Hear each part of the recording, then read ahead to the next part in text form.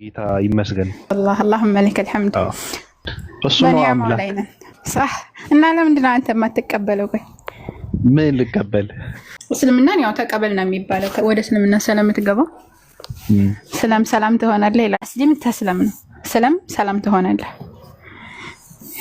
ሰላም ትሆናለህ በዱንያም በአኺራም ማለት ነውና አንድ ሰው ከሰለመ ሰላሙን ያገኛል። ሁሉ ነገር ሰላም ይሆናል፣ አማን ይሆናል፣ ደስተኛ ትሆናለህ። አላህን በብቸኝነት በማምለክ ውስጥ ማለት ደስ ይላል። የሚገርም ነገር ነው። የዓለማቱ ጌታ ይመስገን። አይ والله اللهم لك الحمد ምስጋና ይገባል ኃያል ጌታ አላህ Subhanahu Wa Ta'ala ትመቸኛለች እቺ የእስራኤል ጌታ። አሁን ነገር አይደለም፣ የምሬን እኮ ነው። የእስራኤል ጌታ ይላል ሰው። ምንድነው እስራኤል? እስራኤል የዓለማቱ ጌታ ነው በቃ መባል ያለበት። እንደውም ሁሉም ሰው ክርስቲያንም ራሱ የዓለማቱ ጌታ አላህ ይመስገን ማለት መጀመር አለበት። ኢየሱስ ክርስቶስ አላህ ብሎ ሲያመልክ ስለነበረ እንደዛ ነው ማለት ያለበት። ፕሮቴስታንት፣ ኦርቶዶክስ የሚባለው ሁሉ ካቶሊክ ምናምን የሚባለው ራሱ ትክክል አይደለም። የእስራኤል አምላክ የእስራኤል ጌታ ምናምን የዓለማቱ ጌታ አላህ ይመስገን። اللهم لك الحمد ምስጋና ይገባል ኃያል ጌታ አላህ Subhanahu Wa Ta'ala በቃ ይሄንን ያዝክ ማለት ነው። ያዝክ ማለት ነው። ምንድነው የሚይዘው? የኔን አባባል ነው። አዎ ተመቸኝ። አሪፍ ነው እኮ የእስራኤል ጌታ የእስራኤል አምላክ የእስራኤል ምናምን የሚባለው ይሄ ተረት ነው። ምንም ተቀባይነት የለውም። ማሽቃበጥ ነው ሁላ ለእስራኤል እንትን ማለት ነው። ገብቶሻል? ባሪያም ሆነ ትክክልም አይደለም፣ አይገልጸውም ራሱ። ያ ትክክል። አይ ተቀብየዋለሁ፣ ተመችቶኛል። እንደውም ካሁን በኋላ እንደዛ ነው የምለው። አይ ጥሩ ነው። እና አንተ መቼ ነው የምትሰልመው? ጥያቄ የለም። እኔ ስለምን ስለ እስልምና ነው። ኧረ ምን እኔ እያነበብኩ ነው እኮ አሁን ትንሽ ነው የቀረኝ ልጨርስ። እና ምን አገኘህ? ቁርአን ላይ ምን ተረዳህ? እስልምናን እንዴት ተረዳኸው? እኔ እንጃ ምን አገኘሁ? ምንም አላገኘሁም። ጥያቄ አልፈጠረብህም? የፈጠረብህ የለም ጥያቄ? የምን እስልምና ላይ ነው አላውቅም። እኔ አንዳንዴ ሳስበው እኔ አሁን እኔ የቆምኩበት እንትንም ራሱ እንትን እየሆነብኝ ነው ራሱ። የቱ ጋር ነው ያለሁት? ምንድነኝ እኔ ራሱ ማለት ጀምሬያለሁ። ራሱ ከባድ ሁኔታ ውስጥ ነኝ ያለሁት መሰለኝ። የእውነት ገብቶሻል? ያው ቁርአን እኮ ይመልሳል። ታዲያ አንተ አሁን ምንድነው ለሚለው ሰው ነህ ለምን ተፈጠርክ የሚለውን አላህን ልታመልክ እያለ ይመልስልሃል አላህ። እሱን እኮ አይደለም ምንድነኝ ብዬ ስልሽ እኮ ሰው መሆኔ ያው የምንነት መገለጫ ነው። ምንድነው ምን ማለት ነው? ጥልቅ ሄዳለሁ እኔ። ለምሳሌ አሁን ሳስብ አንዳንዴ በጣም ነው እንትን ይላል። ለማንኛውም ሌላ ነገር ችግር ግድ የለሽም ስለኔ እንተውና ሌላ ማለት የምፈልጊው ነገር ካለ በይን። ቅድስት ዛህራ መጀመሪያ ሱረቱል ፋቲሃ ሲጀምር የመክፈቻ ምዕራፍ ነው ሱረቱል ፋቲሃ ማለትና ሲጀምር አምላካችን አላህ ቢስሚላሂር ረህማኒር ረሂም በአላህ ስም እጅግ በጣም ርህሩህ እጅግ በጣም አዛኝ በሆነው ብሎ ይጀምራል። እና ሁለተኛው ምዕራፍ ሁለተኛው ቁጥር 2 ላይ አልሐምዱሊላሂ ረቢል ዓለሚን ነው የሚለው። ምስጋና ሁሉ ይገባው የዓለማት ጌታ ለሆነው እና ምስጋና የሚገባው ለዓለማቱ ጌታ ነው እንጂ ኻስ ተደርጎ ለአንድ ሀገር ብቻ አይደለም። አምላክ ሰማያትና ምድርን በውስጡ ያሉትን ሁሉ ያስገኘ ነው። አላህ አዘወጀል ይላል ሰማያትና ምድርን በውስጡ ያለውን ሁሉ ያስገኘ ነው። አንዳችን ነገር መፍጠር በሻ ጊዜ ለእርሱ ሁን ይለዋል ይሆናልም እያለ ይናገራል። እስራኤልን አስመልክቶ ይሄ ሀገር አይደለም በነገራችን ላይ እስራኤል ያዕቆብ ስም ነው። እግዚአብሔር ጋር ተታግሎ ያገኘው ስያሜ ነው። ያዕቆብ በዘፍጥረት ላይ እግዚአብሔር እና ያዕቆብ ታታገሉ። ከዛ ልቀቀኝ አልለቅህም ሲታገሉ አደሩ። መጨረሻ ላይ ካልባረከኝ አልለቅህም አለ ያዕቆብ። ከዛ ስምህ ማን ነው አለው። ስሜ ያዕቆብ ነው አለ። ከዛሬ ጀምሮ ያዕቆብ አትባልም እስራኤል ነው ብሎ ስም አወጣለት። ከዛ ለቀቀው። የጭኑን ሽሉድ አደንዝዞት ሄደ እና ከእግዚአብሔር ጋር ታግሎ ያገኘው ስያሜ የያዕቆብ ስም እንጂ የእስራኤል የአገር ስም አይደለም። እና ከያዕቆብ በፊት የነበሩት ሰዎች ደግሞ አምላክን ያመልኩ ነበር። ለምሳሌ አብርሃም፣ ይስሐቅ፣ ያዕቆብ የያዕቆብ ልጆች ማለት ነው። ያዕቆብ አባት ቅድመ አያቶች ለምሳሌ እነ ኑህ እና አዳም አንዱን አምላክ በብቸኝነት ሲያመልኩ ነበር። የእስራኤል አምላክ የሚሉት እንዴት ነው ክርስቲያኖች? ይስተት ነው። በእስልምናስ እስራኤል የተባለበት እንደዛ እንዴት ነው? እስራኤል ማለት ኢስራ ማለት ኢስራ ወል ሚዕራጅ አለ። ለምሳሌ ኢስራ ማለት ጉዞ ማለት ነው። በነገራችን ላይ ኢስራ ወል ሚዕራጅ እንደሚባለው إسراء معراج يعني هذا إلى فلسطين هاي اللي جاي ورينا شو أنا من دنا إسراء اللي مالك إسراء مالت أنتن مالتنا جوزو مالتنا سلزي إسرائيل مالت يا يعقوب سمونه أملاكتنا الله سبحانه وتعالى إسرائيل بلو يقدرون جن إسرائيل اللي ميبالو نجري هيك ما تجل جرا يتجنني يدلهم كريستيانو شندم ميلوتين ከአምላክ ጋር ታግሎ ምናምን ያገኘው ስያሜ ሳይሆን እነሱ እንደሚሉት ከጉዞ ጋራ ወይም ደግሞ ከመጓዝ ጋራ ተገናኝቶ የመጣ ስያሜ ነው እስራኤል የሚለው ስያሜ። ግልጽ ነው። እንደገና ደግሞ አምላካችን አለ በመጀመሪያ እንትና ማነው እስራኤል ምግብን ይወድ ነበር። የግመል ስጋ ምናምን ይበላ ነበር በእስልምና ማለት ነው። እና ይበላ ስለነበረ አምላካችን አላህ Subhanahu Wa Ta'ala ምን አለው እንትን ይሄ ራሱ ላይ ሐራም አደረገ። ይሄ የግመልን ስጋ ምናምን መብላት አልፈልግም ብሎ ሐራም ሲያደርግ አምላካችን አላህ እስራኤል በራሱ ላይ ሐራም ያደረገው ምግብ እያለ ቁርአን ላይ ይገልጻል። እና እስራኤል ብሎ የሚገልጸው ያዕቆብን አለይሂ ሰላም ነው። የአላህ መልእክተኛ አለይሂ ሰላቱ ሰላም ይሄንን ገልጸዋል። ሙፈሲራኖችን በዚህ መልኩ ከጉዞ ጋር በተያያዘ አድርገው ነው እስራኤል የሚለው ስያሜ ይወጣለት እንጂ ከዛ ውጪ ይሄ ከአምላክ ጋር ታግሎ ምናምን የሚባል ነገር የለም። ስተት ነው። ብዙ ነገራቶችን ያርማን እኮ ቁርአን አይተህ ከሆነ ለምሳሌ እንትና በመመሪያ አርባ ዛፍ የተገለጡት ሶስት አካላቶች ስላሴ ናቸው ብለው በአብርሃሙ ስላሴ እያሉ ይገልጻሉ። ኦርቶዶክሶችም ፕሮቴስታንቶችም እንደዛ የሚሉበት ሁኔታ አለ። ያው መልአክ መሆኑን ቢገልጽም ባይብል ማለት ነው። ነገር ግን ይሄንን ቀጥታ ሲያርም ትመለከታለህ ቁርአን ላይ አምላካችን አላህ Subhanahu Wa Ta'ala የተገለጡት እዛ ላይ መላእክቶች እንደሆኑ እንደገና ደግሞ በሉ ጠጡ የሚለውን ደግሞ የጥጃ ስጋ ሲያመጣላቸው አብርሃም ቁርአን ላይ አለ። ይሄም አብርሃም ማጥቶ የጥጃ ስጋ ይሰጣቸዋል። የጥጃ ስጋ ሲሰጣቸው እነሱ ምን አሉ? እጃቸውን ሰበሰቡ። እሱ ራሱ ፈራ ኢብራሂም ማለት ነው። ከዛ መልአክ መሆናቸውን አወቀ። አይበሉም አይጠጡም መልአኮች ራሱ። ነገር ግን ይሄን ቀጥታ አረመው አላህ Subhanahu Wa Ta'ala እዛ ላይ እንደዛ እንዳልሆነ ስተት እንደሆነ ቁርአን እንደሚታወቀው አራሚና አረጋጋጭ ሆነ ነው የመጣውና የእስራኤል የሚለውንም በቀጥታ አርሞታል። ይሄ ብዙ ነገራቶች ለምሳሌ የሙሴን ወንድም አሮን ጣዖት አምልኳን ይላል ባይብል። ጣዖት ሰርቶ አስመልኳን ይላል። ይሄን ያርማን ቀጥታ አይተህ ከሆነ ይሄ ሳሚሪ የሚባል ግለሰብ እንደሆነ ያንን ነገር የሰራው ሙሳ ያንን ነገር እንደገና ደግሞ ሙሳ ጋር በተያያዘ ደግሞ መጥቶ ቀጥታ ጥጃውን ፈጭቶ ነው ያጠጣቸው እስራኤላውያን በባይብል። ቁርአን ላይ ግን ምንድነው ያደረገው? ጥጃውን አፈራረሰው። ከዛ በኋላ ያን ሰውዬም አስወገደው ማለት ነው እንጂ ፈጭቶ አጠጣቸው ምናምን የሚባል ነገር የለም። ከዛ ወቀሳቸው። እንዴት ነው አላህ Subhanahu Wa Ta'ala ከስንት ከባርነት ያወጣችሁን አምላክ እንዴት ትክዳላችሁ በሚል ወቀሳቸው። እነሱም ወደ ራሳቸው እንዲመለሱ አደረጋቸው ነው አረመው ይሄን ራሱ ማለት እና እንደዚህና መሰል ነገራቶችን ያርማን ቁርአን አራሚና አረጋጋጭ ስለሆነ ማለት ነው። ሌላ ማለት የምፈልጊው ነገር ካለ በይን ቅድስት ዛህራ። እኔ ካልጠየቁኝ ብዙ ማውራት ያን ያክል ነኝ። ምንድነው የሚጠይቁሽ? አንዳንድ ሰዎች አሉ ስለ እስልምና ራሱ አንዳንዴ እየመጡ እኔን የሚጠይቁኝ አሁን ሙስሊሞች አሉ ይጠይቁኛል አንዳንዴ። እኔ አላውቅም። ባለፈው አንዱ አሁን አይደለም እኔን የሚመለከት አይደለም ግን አንዱ መጠጥ እሸጣለሁ አለ ግን አልጠጣም ይቻላል ወይ አለ። ኦኬ አይቻልም። ያላህ መልእክተኛ አለይሂ ሰላቱ ሰላም ምን ብለዋል? መጠጥ የሚሸጠው የሚቀዳው የሚያዘጋጀው የሚያመላልሰው ሁሉንም ያላህ መልእክተኛ አለይሂ ሰላቱ ሰላም ከልክለዋል። አንድ ነገር አላህ አዘ ወጀል ሐራም ካደረገው መሸጥም አይቻልም። ያን ነገር ሐራም ከሆነ ለምሳሌ መበላቱ የአሳማ ስጋውን ሐራም ነው። ያንን ሰው እኔ ሰላም አልበለው ልሽጥ አይባልም። ምክንያቱም ሌሎችንም መጉዳት ስለማይቻል ማለት ነው። መጉዳትም ስለማይቻል ሰውንም መጉዳት ራስንም መጉዳት በእስልምና ሐራም ነው፣ አይቻልም። ስለዚህ አንድ ሰው አስካሪ መጠጥን መሸጥም መግዛትም ለሌሎች እሱን መጠጣትም ለሌሎች ብቻ ሁሉም አይቻልም። እስቲ ማሻሻጥ ምናምን ሁሉም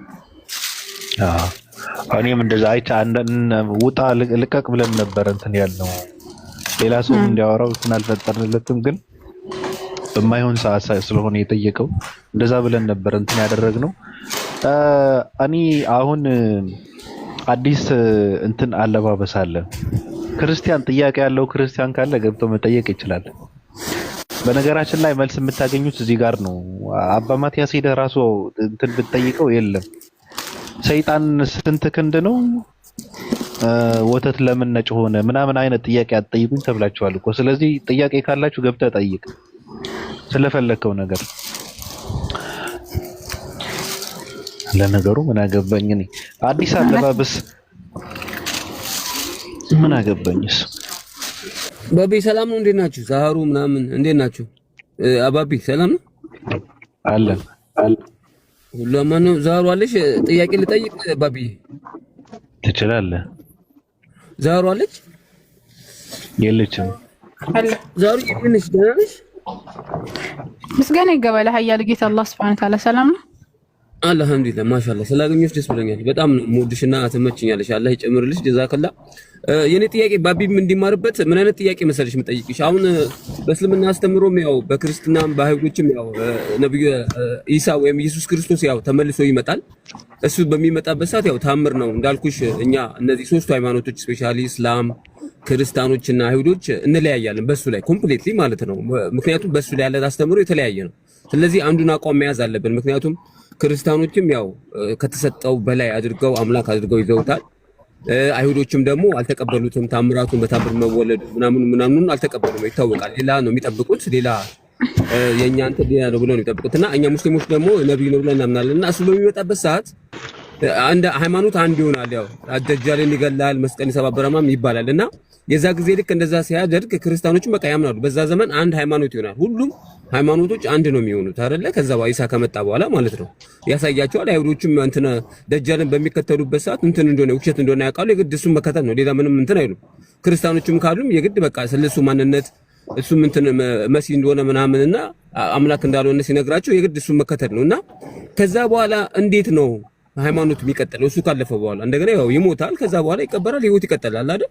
10 ምልክቶች ነው። ሶስተኛው ምልክት ነውና እንደዚህ አይነት ነገር የሚከሰተው እንደገና ካፊር አይሁዶችም እንደገና አይሁዶች ሆነው ነው የሚቀጥሉት ወይስ ደግሞ ክርስቲያኖችም በምን አይነት መንገድ ነው የሚቀጥሉት? እሱ ካለፈ በኋላ ከሞተ በኋላ ገብቶሻል ጥያቄ? ምክንያቱም አንድ ሰዎች ካለፈ በኋላም በሙሴ አይተናል። አምነው እንደዛውን ቀደም ያነሳሽው ታሪክ አሻግረውት ምን ብለውት እኛ ሰዎች እንቀያየራለን እንክዳለን። ደግሞ ተመልሰን ካመንን በኋላ ሙሴ እንግዲህ እንደዛ አድርጉ ባህሩን አሻግሯቸው ምን ብሏቸው ተመልሶ ሲና ተራራ ላይ ሄዶ እንትኑ እስኪቀበልስ 40 ቀን ጾም ምናምን እንትኑ እስኪያመጣ ድረስ መልሰው ጣዖት እንትን እያሉ ነው ክደው ማለት ነው። እንግዲህ አምነው የነበሩ ሰዎች ማለት ነውና እንደዛ ነው ባህሪ ያለን በዛም ታይቷልና ከኢሳ በኋላ የመጣው ነገር እንዴት ነው የሚነሳው? እንዴት ነው ሰው እምነቱን የሚቀጥለው? በምን መልኩ ነው መታወቂ ከሆነ ፕሊዝ ግልጽ ነው ጥያቄው መሰለኝ። ይቅርታ አረዘምኩት።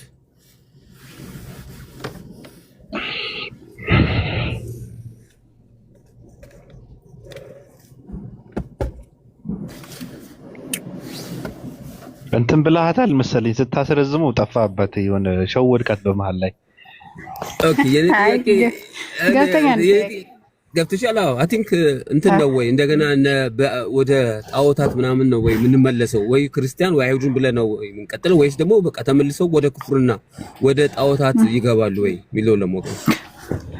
ኩፍር የሚባለው ነገር በነገራችን ላይ ሁሉም ነው ካላህ ውጭ የሚመለከው የሚያመልክ ሰው በአጠቃላይ ካፊር ይባላል። ኩፍር ላይ ነው ያሉት። ግን የተገለጸው ነገር እኔ እስከማውቀው ድረስ ወደ ኩፍር እንደሚመለሱ ኢሳ አለይሂ ሰላም ከሞተ በኋላ ከተወሰነ ዘመናት በኋላ ወደ ኩፍር እንደሚመለሱ ከዛ በኋላ አላህ Subhanahu Wa Ta'ala ቂያም በነገራችን ላይ እነዚህ እንትኖቹ ታላላቅ የቂያማ ምልክቶች ከተከሰቱ በኋላ ይከታተላሉ ብለዋል አላህ መልእክተኛ አለይሂ ሰላም። ያኔ ሀክል ርቀት አይኖራቸውም። ልክ አሁን ላይ እንደሚከሰቱት ክስተቶች እየራቁ አይደለም የሚከሰቱ እንደ ትናንሾቹ የቂያማ ምልክቶች ማለት ነው።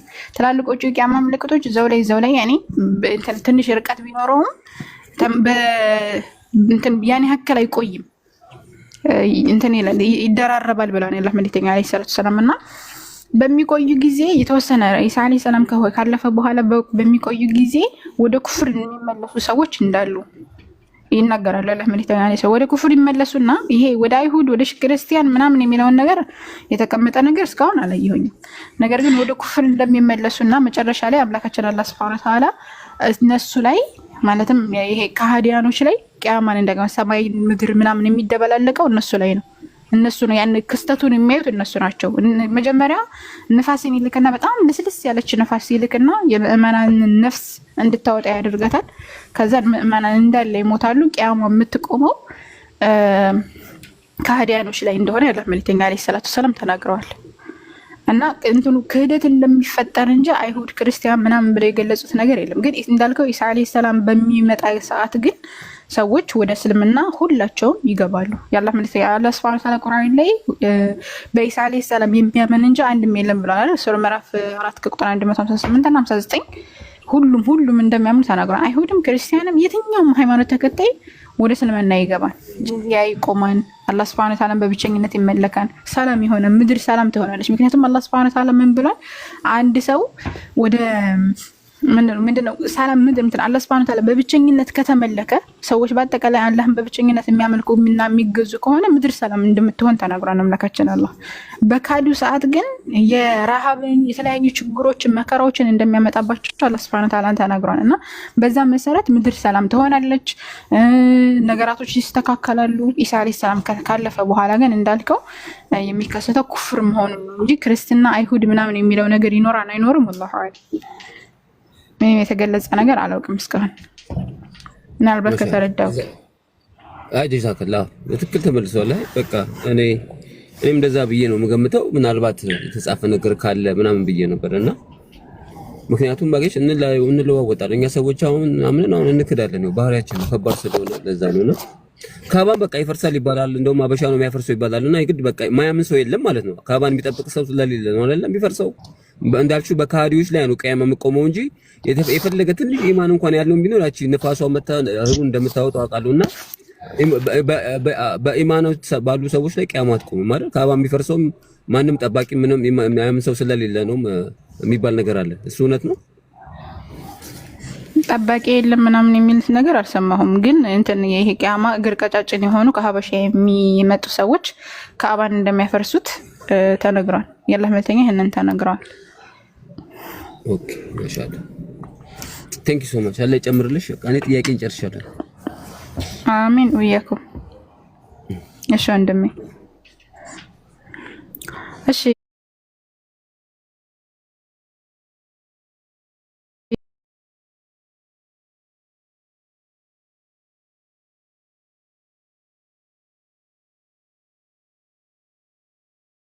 ወአለይኩም ሰላም ወራህመቱላሂ ወበረካቱ።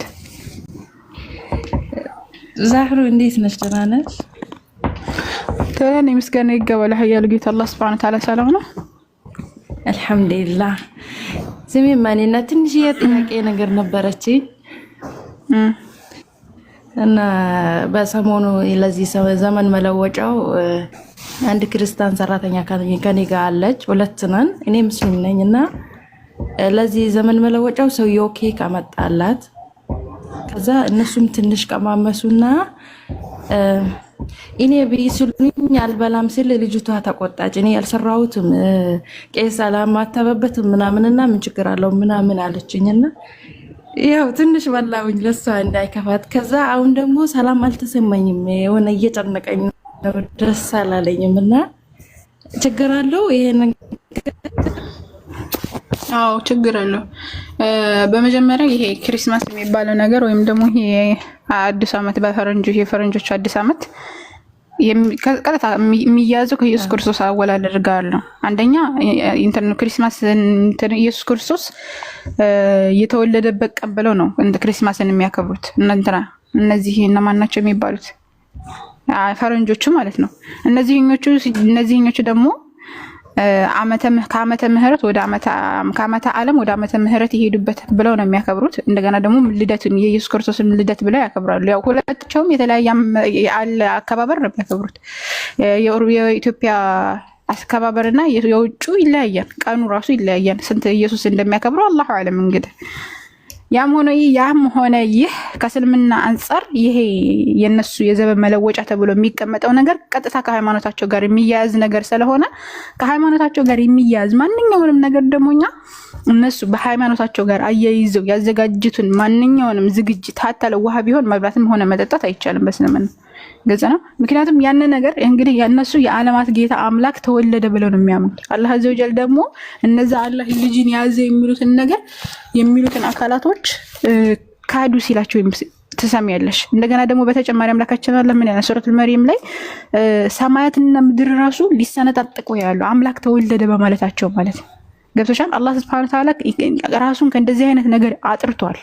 ልክ እንዳልሆነ ያኔ አምላክ ተወለደ ብለው ሰው አምላክ ተወለደ የአምላክ ልደት ነው እያለ እያከበረ እንዴት ነው ትክክል ነህ ብለው ይሰው ያቀርበው ነው የምንበለው? ልክ አይደለም። እንደውም ምንድነው ማድረግ ያለብሽ? ዳዕዋ ማድረግ ነው ያለብሽ። አንቺ ልክ እንዳልሆነች ትነግራታለሽ። አምላክ እንዴት ይወለዳል ጥያቄ እየፈጠርሽ ወደ ዲኑን እስላም እንድትመጣ አንዱን አምላክ በብቸኝነት እንድታመልክ የምትችይውን ነው እንጂ ማድረግ ያለብሽ እሷ ጋራ ይሄ በዓሉን መካፈል የለብሽም እኮ። ሰውየው ነው ያመጣው ነገርሽኝ። ሰውየው ነው ያመጣው። ነገር ግን ሙናሰቢው ምንድነው? ሰውየው ሴትያዋም እንደዚህ ብዬ እንትን ሲል ልጅቷም አንቺ አክራሪ ነሽ ምናምን ስትለኝ ሴትያዋም ምንም ችግር የለውም ምክንያቱም እነሱ አይደለም ያዘጋጁት እኔ ከኛ ነው የተገዛው እኛ ነን ያመጣ ነውና ችግር የለውም ብሎ እነሱ ሲያዋክቡኝ ከራስ ተውኩት። ገባሽ? ያው እኔም ትንሽ በዲኔ ደካማ ስለሆንኩኝ ከበላሁት በኋላ ግን ሰላም አልሰጠኝም እኮ። አሁን ምንድነው መሰለሽ የምታደርጊው? አሁን እነሱ ያነናል አሉ ማለት ነው። እነሱ አስበው ያመጡት ለሷ ብለው ነው አይደለ? ለዚሁ ለልደቱ ብለው ነው አስበው ያመጡት አይደለ? ወይስ ዝም ብለው ሀዲያ ነው? ዝም ብለው እንደማንኛውም ሰዓት ሀዲያ ብለው አምጥተውት ቢሆን ችግር የለውም ብትበይ። ግን እነሱ ስራዬ ብለው ለልጅቱ ብለው ካመጡት ምንም ለውጥ ይሷ ተስራው አትስራው ምንም ለውጥ የለውም እኮ። የተዘጋጀው ለምንድን ነው? ለዚሁ ለክሪስማስ ተብሎ ነው። ይሄ ደግሞ አይቻልም። አሁን አንቺ ታዲያ ከበላሽ ምንድነው የምታደርጊው? ኢስቲግፋር አድርገሽ ተውበት አድርጊ ያለቀ። ሁለተኛ እንደዚህ አይነት ነገር አታድርጊ። ወደ አላህ መመለስ፣ ተውበት ማድረግ፣ ኢስቲግፋር ማድረግ። እሺ ሀቢበቲ አላህ ይحفظك። አፎን ዛሬ ይቅርታ ልጠይቅ አንድ ጥያቄ የሚጠይቅ ካለ ማለት ነው። እሺ ቀላ እንትን ነው የምታስታውሺ ከሆነ ነው እኔ ምን ጠይቃለሁ መሰለሽ ዮናስ ወይ ዮኑስ ማለት ነው ክርስቲያኖች እንደሚሉት በአሳ የዋጠው 3 ቀን የቆየው በእኛ አቲንክ ዮኑስ እነሱ ዮናስ ነው መሰለኝና የሱን እንትን ታውቂዋለሽ አይደል ነው እኔ መርከብ ውስጥ ገብቶ የሆነ ነገር ሆኖ ምናምን ነበር ረስቼዋለሁ እንትኑን ወርውረውት ምናምን ከዛ በኋላ ነው አሳው የዋጠው ምናምን እሱን ታሪክ መታወቅ ሆነ ብትነግሪኝ ደስ ይለኛል ስለ ዮኑስ። ዮኑስ አለይሂ ሰላም ህዝቦቹ ሙሉ በሙሉ ካዱት። ሙሉ በሙሉ ሲክዱትኝ ህዝቦቹ ሲክዱት አላህ Subhanahu እንትን ሚት አድርጉት እንትን ያስተጋባብኝ እና ሙሉ በሙሉ ሲክዱትኝ ምንድነው ያደረገው? ከሀገር ተባረረ። እንትን ከሀገር ወጣ ትቷቸው ማለት ነው።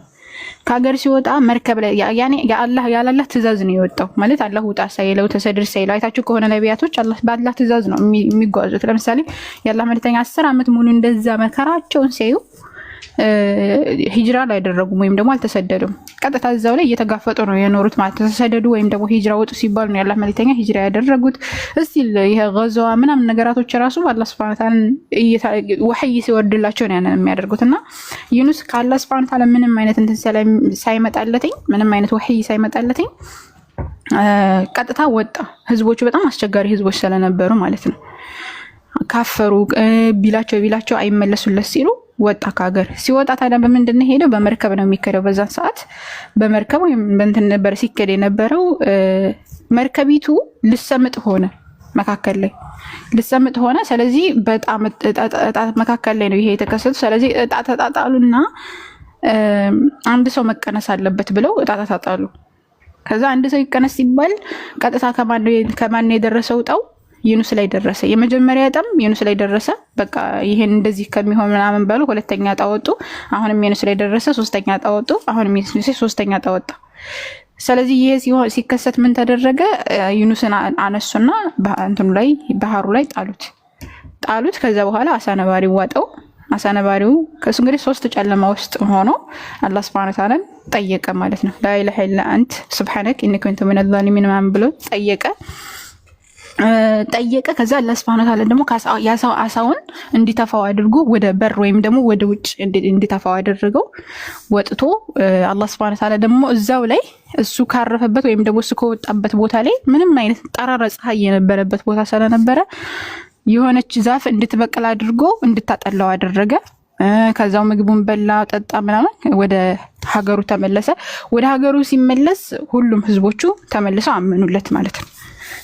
ይሄ ታሪኩ ባጭሩ፣ ረጅም ነው ታሪኩ ግን ባጭሩ ይሄ ነው። አንተ ልታውቀው የፈለከው ነው የነገርኩህ። ማሻአላ። አይ በቃ ትዝ አለኝ። ልክ ነው ማለት ነው። ከዚህ ጋር እኔ ደግሞ የሰማሁት እንትን ነገር ነበረ። ምናልባት ከሱ ጋር ይጋጫል ወይስ ትክክል አይደለም የሚለውን ለማድረግ ነበር። በቃ ልክ ነው ማለት ነው። ማሻአላ። 3 ቀን ከ3 ሌሊት የሚለው ግን ልክ አይደለም። እሺ ይሄ ከኛ ጋር የተያያዘ አይደለም።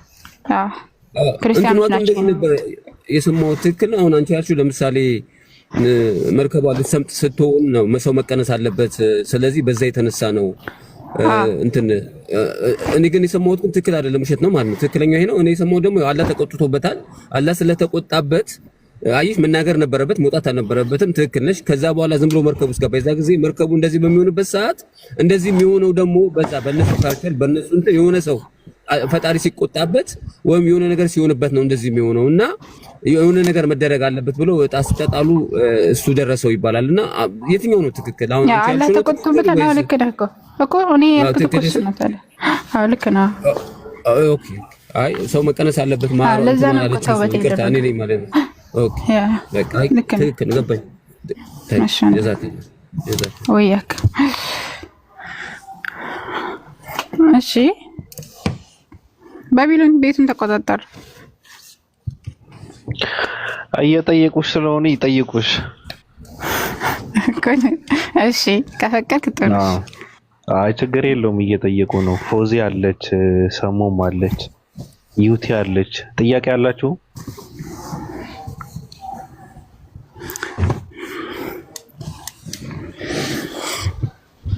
ጠይቁ ዘመዶች።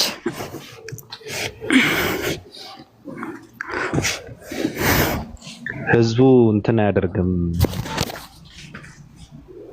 ፎዚ የአብይ አህመድ ፕሮፋይል አድርገሽ እኔ ጋር ቁጭ ማለት ራሱ ንቀት ነው። ረጂ ደፈር ማኪ ሰላም ሰላም ዋቢ እንዴት ነህ? ደህና ነኝ።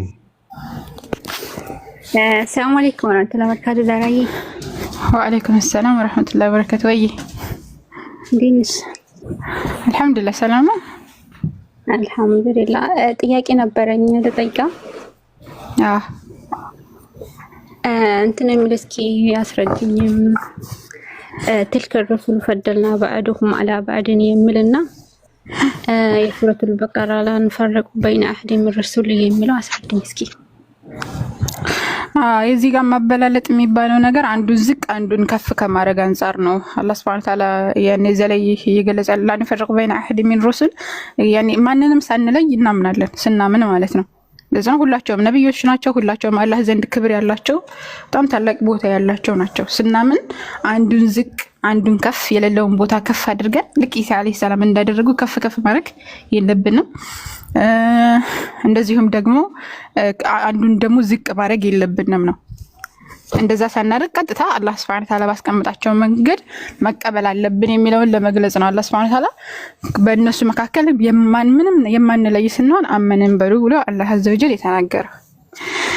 ከፊሉን በከፊሉ ያበለጠን የሚለው እሳ ከተባለ ከፊሉ በከፊሉ ላይ የበለጠ በምንድነው? በስራ ነው። ለምሳሌ ኡሉል ዐዝም ብሎ አምላካችን አላህ አዘ ወጀል እየገለጻቸው አሉ አይደል? ለምሳሌ እንትና ሙሳ አለይሂ ሰላም፣ ኢሳ አለይሂ ሰላም፣ ኢብራሂም እና ኢሳ፣ ኢብራሂም፣ ኑህ እና ነብዩ ሰለላሁ ዐለይሂ ወሰለም ማለት ነው።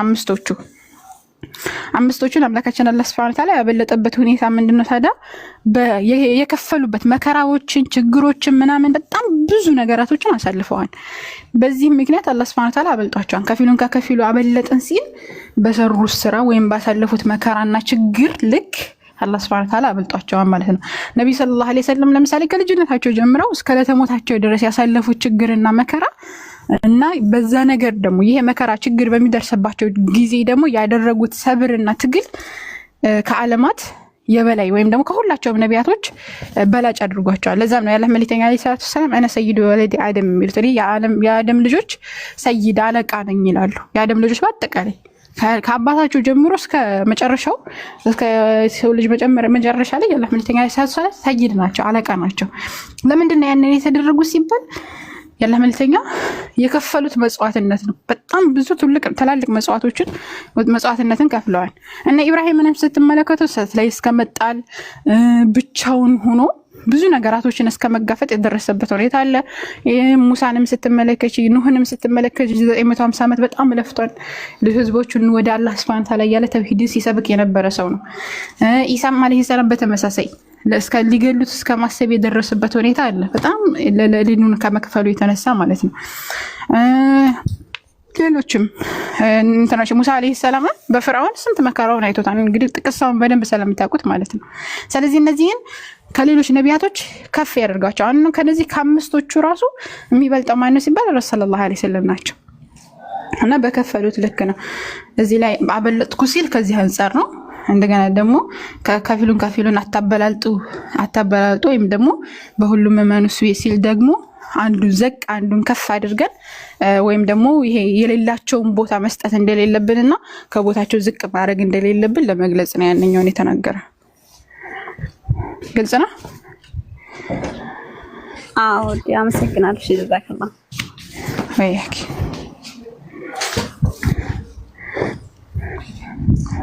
እሺ ጥያቄ አላችሁ ልጆች?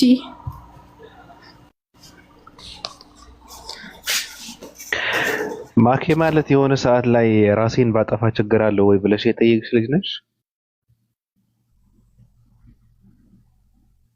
አስተግፍሩላህ። እኔ እንደዚህ ጥያቄ አላውቅም። አልጠየቅሽም? አዎ አንቺ መስለሽኝ ነው። አንዷ ጠይቃ ነበረ ራሴን ባጠፋ እንዴት ይታያል ምናምን ብላ ማለት ነው።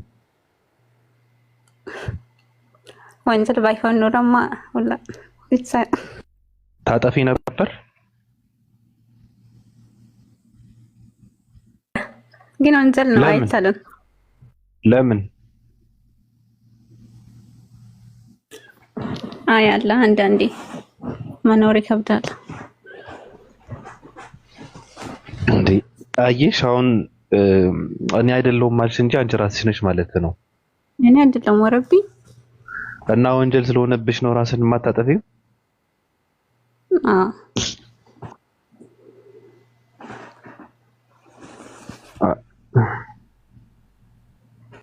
ባብዬ ምን አለ መሰለህ፣ አሁን ባነሳው ጥያቄ እኔም እንደዛ ይመስለኝ ነበር። ራሱን ያጠፋ ሰው ነፍስን ራሱን የገደለ ሰው ገሃነም ነው የሚገባው እስከ ዘላለም ምናምን ይመስለኝ ነበር። ይሄን ጥያቄ እኔ ራሴ ጠይቄ ነበር።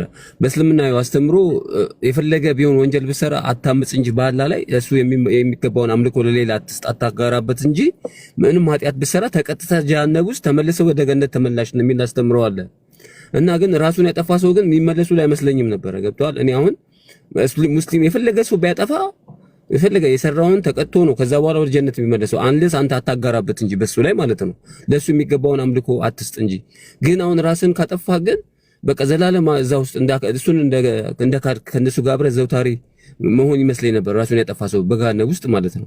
አይ ቲንክ እንደዛ ቢሆንም ግን ያው የሚቀጣውን ተቀጥቶ ተመልሶ ወደ ገነት ይመለሳል መሰለኝ። የዛሩ ከሳሳትኩኝ አርሚኝ። እንደዛ ነው። ስለዚህ ለብለብ ተደርገው ስለሚመለሱ ቢያጠፉም ችግር የለውም ነው። አይ እንደዛ አይደለም። ዛሩ ተረመኛል ካለው ነው ልክ ከሆነ ካለው ዛሩ ቆይ ይሄን በነገራችን ላይ ማለት ነው ብዙ ሰዎች ምን ትልቅ ስህተት እንደሚሳሳቱ ታውቃላችሁ? አጀማ ተቀጥተው ወደ ጀነት ይገባሉ የሚለውን ነገር ልክ ለምሳሌ እስር ቤት ገብቶ እንደመመለስ አድርገው ነው የሚያስቀምጡት። ማለት ቀላል አድርገው የሚያስቀምጡ ሰዎች አሉ።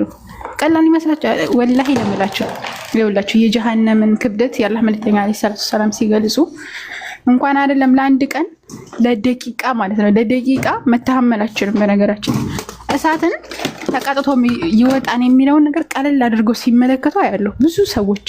ነገር ግን እንደዛ አይደለም። የአላህ መልእክተኛ ጀሃነምን ሲገልጹት 70 እጥፍ ይበልጣል ብለዋል ከዱንያው እሳት። የዱንያው እሳት አለ አይደለ? ከዚህ 70 እጥፍ ይበልጣል። አስቡት። በጣም ዝቅተኛ የሚቀጣው ሰውዬ አላህ Subhanahu Wa Ta'ala ከጀሃነም ዳር አድርጎት የሚቀጣው ሰውዬ እግሩ ላይ የሚያቃጥለው እሳት ጭንቅላቱ ላይ እንደሚፈላ ይናገራሉ። ጭንቅላቱ ላይ ይፈላል ማለት እግሩን ሲያቃጥለው ጭንቅላቱ ላይ ይፈላል። ጭንቅላቱ ላይ ይፈላል ስላችሁ ዝም ይተከተካል እንትኑ ብሎ ነው ያላህ ማለት የገለጹት። ቀላል ነገር አይደለም ጀሃነም። ራስን ማጥፋት የሚባለው ነገር ብዙ ሰዎች እንደ ቀለል አድርገን የምናይበት ሁኔታ አለ አሁን ላይ። ግን ራስን ማጥፋት ቀላል አይደለም ማለት የምንሄድበት ቦታ አሁን አላህ Subhanahu Wa Ta'ala የሆነ ነገር ወንጀል ነው ሲል በርግጥ ዘላለም ዘውታሪ ላይ ሆን ይችላል፣ ግን ለረጅም ጊዜ ነው የሚቀጣው። አላህ Subhanahu ያላህ መልእክተኛ ኻሊድ ብለው የገለጹበት ሁኔታ አለ። ዘውታሪ ይሆናል ብለው የገለጹበት ሁኔታ አለ። ያን ምንድነው አንጻራዊ ሆኖ ነው የመጣው። ያን ዘላለም ይቀጣን የሚለው አንጻራዊ ሆኖ ነው የመጣው።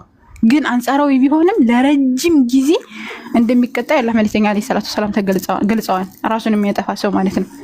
ገብታችኋል? ግን ደግሞ የተቀጣው ይወጣን የሚለውን ሐታለው አንድ ሰው ዋሽቶም ሆነ ተሳድቦም ሆነ ወይም በሆነ ምክንያት ቀለል አድርጎ የሚያየት ነገር ዋጋ ያስከፍላል። አንድ ሰው እንዴት ነው ያ ጀማዓ እንደ ጣታችንን እኮ የፈላው ውሃ ውስጥ ብንከተው እንዴት ነው የሚያቃጥለን?